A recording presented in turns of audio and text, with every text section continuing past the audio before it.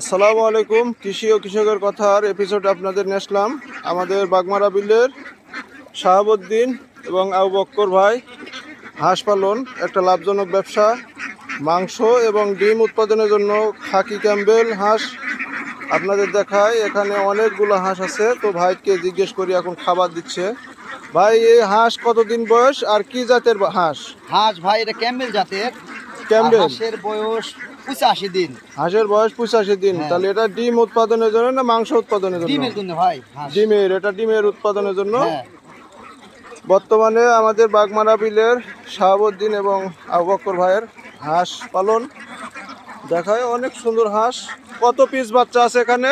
ভাই এখানে হাঁস আছে 1600 পিস ভাই। 1600 পিস। এখন খরচা কেমনের? খরচা এই যে আমাদের পাটের দাম আর 1 মণ করে ধান খাওয়াই হবে। ধান 4 করে খাওয়াই, আর এই যে ধান খায় আর এই শামুক খায়।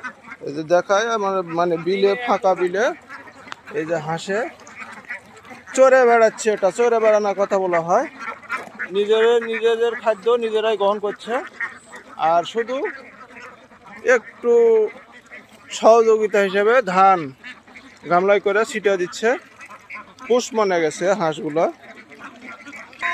অসাধারণ দৃশ্য। হাঁসগুলো সব এক জায়গায় হচ্ছে। দেখেন, হাঁস পালন একটা শৌখিন এবং কৃষিকাজ মানে শৌখিন কৃষি উৎপাদনশীলতা, খামার উৎপাদন, এটাও একটা কৃষির মধ্যে পড়ে। অনেকগুলো হাঁস, 1600 হাঁস এক জায়গায় হচ্ছে। আপনাদের দেখায় দৃশ্যটা। কৃষি ও কৃষকের কথার সাথে থাকবেন, আর এইরকম সুন্দর সুন্দর ভিডিও পেতে লাইক, কমেন্ট, শেয়ার করে পাশে থাকবেন। ওয়াও, অসম্ভব সুন্দর দৃশ্য। সকল হাঁস এক জায়গায় দেখেন, পানির মধ্যে আধা হেঁটু পানি, সেখানে হাঁস একাকার হয়ে গেছে। হাঁসের গমগম আয়োজন, আওয়াজ মুখরিত করে আছে।